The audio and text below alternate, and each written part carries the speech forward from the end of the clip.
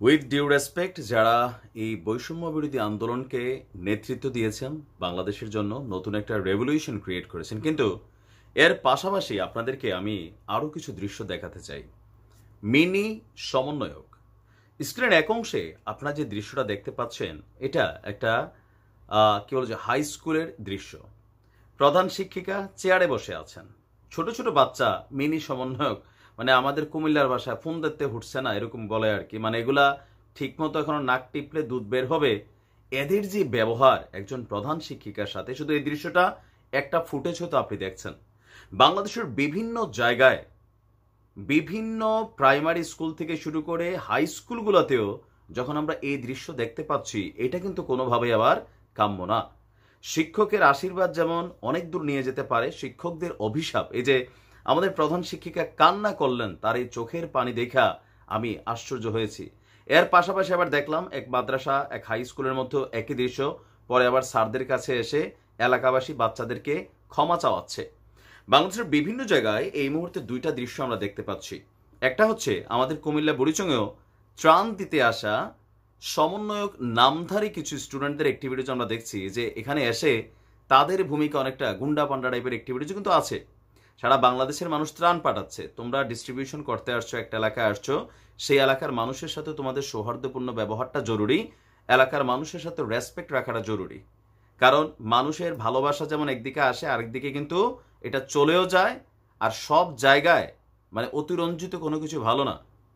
আর স্কুলের শিক্ষকদের উদ্দেশ্যে আমি, অনেক শিক্ষক আমার কাছে এই ভিডিওটা পাঠিয়েছেন, বললেন যে এরকম অনেক ঘটনা আছে, আমরা লোকলজ্জার ভয়ে এই মুহূর্তে বলতে পারতেছি না, আমরা মনে হয় এদের কাছে জিম্মি হয়ে গেছি। মূল যারা সমন্বয়ক, যারা ইউনিভার্সিটি লেভেলের ছাত্র বা আরো কি বলা হয় যে বিভিন্ন পাবলিক বিশ্ববিদ্যালয়ের ছাত্র, তাদের আন্দোলনগুলো হচ্ছে একমুখী।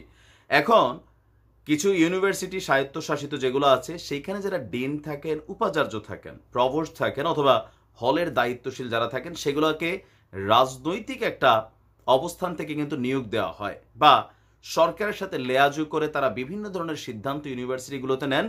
সেইখানে উপাচার্যদের পদত্যাগ বা কিছু কিছু হলের যারা দায়িত্ব আছেন তাদের পদত্যাগ, তাদের বিষয়ে এক ধরনের যখন ভূমিকা হচ্ছে, সেটা যৌক্তিক। কিন্তু স্কুল লেভেলে, হাই স্কুল লেভেলে আইসা এই জিনিসটা, ভাই দেখেন, এটা কিন্তু আমি সহজভাবে নিচ্ছি না। এটা একটা নেগেটিভ বার্তা দিচ্ছে যে শিক্ষকদের যে সম্মানের জায়গাটা, সেটাকে মাটিতে মিশিয়ে দেওয়ার কিন্তু চেষ্টা করছে একটা মহল। আর এই যে বাচ্চারা, এদের কুশকাচ্ছে কে? জালিবেদ ভাইঙা, মানে চিকন চিকন জালিবেদ দিয়া ঠিক কোমরের নিচ থেকে পাছার যে মাংস, সেখানে লাল করে ফেলতে হবে। কারণ বেয়াদবি অন্তত শিক্ষকদের সাথে সেটা হবে না। ইউনিভার্সিটি লেভেলের শিক্ষকরা রাজনীতি করে, ছাত্ররা রাজনীতি করে, সেইখানে তারা পলিটিক্স টু পলিটিক্স খেলা হবে। কিন্তু হাই স্কুলে বা মিডল স্কুলে, প্রাইমারি স্কুলে এরা এখন যা শুরু করছে, কিছু কিছু জায়গায় অনেক ফুটেজ আমাদের কাছে আসে। আমি বিষয়গুলো দেখে যথেষ্ট শঙ্কিত। শঙ্কিত এই কারণে যে কোন দিকে যাচ্ছে বাংলাদেশের এই মূর্খ জাতির ভবিষ্যৎ। গেল কয়েকদিন আগে আমাদের এইচএসসি ব্যাচের অনেকগুলা ছেলে সচিবালয়ে ঢুকে গেল। যে মেধার জন্য এই আন্দোলন করা হইলো, এই পোলাপাইনগুলা সচিবালয় ঘেরাও করে এইচএসসি পরীক্ষাটারে সারা বাংলাদেশে বাদ করে একটা অটোপাস সিস্টেম করে দিল। তো এরা আসলে কারা?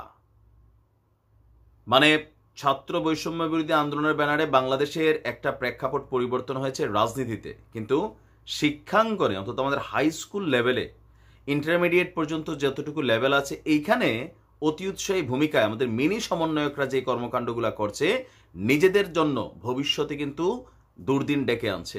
এই যে এসএসসির যে পোলাপানিগুলো অটোপাস নিলা, এই বাংলাদেশে রিক্সা চালাবা তোমরা। কেন বললাম? একটা এইচএসসির রেজাল্টের পরে তোমার ভবিষ্যতে সিঁড়ি তৈরি হয়। তুমি দেশের বাইরে স্টুডেন্ট ভিসাতে যাবা, ভাই তোমার সার্টিফিকেটের ভিতরে কি লেখা থাকবে? তোমার ভিসাটা হবে? আপনি দেখেন এগুলা কিন্তু এখন কিছু কিছু জায়গায় অতিরঞ্জিত। আর যে বললাম না, ত্রাণ বিতরণ করতে গিয়েও কিছু কিছু সমন্বয়কদের আচার আচরণ দেখলে মনে হয় যে এরা আসলে কিসের সমন্বয়ক। মূল যে সার্জিস বা হাসনাতদের সমন্বয়ক টিম ইউনিভার্সিটি লেভেলে, এদের হচ্ছে এক ধরনের ভূমিকা। এখন বিভিন্ন জায়গায় কিছু অতি উৎসাহী সমন্বয়ক গজাইছে, এরা মনে করলেন ধরারে সরাজ্ঞান করে ফেলার ট্রাই করতেছে।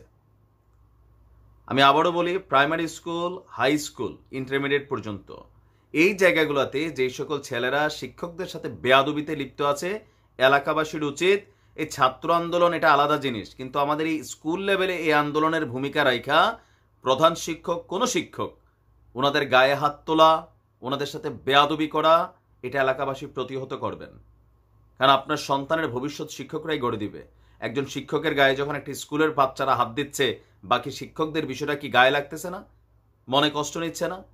হয়তো এখন পরিবেশের কারণে তারা কোনো কিছু বলতেছে না, কারণ বেয়াদবি করতে পারে। একসময় ছাত্রলীগকে নিয়ে মানুষ যখন বেয়াদবি নিয়ে কথা বলতে পারতো না, এখন সাধারণ ছাত্রদের মধ্যেও এরকম কিন্তু বেয়াদব তৈরি হচ্ছে। গার্জিয়ান হিসাবে, এলাকার মানুষ হিসাবে এদেরকে প্রটেস্ট করা আপনাদের দায়িত্ব। ভালো থাকুন। আসসালামু আলাইকুম।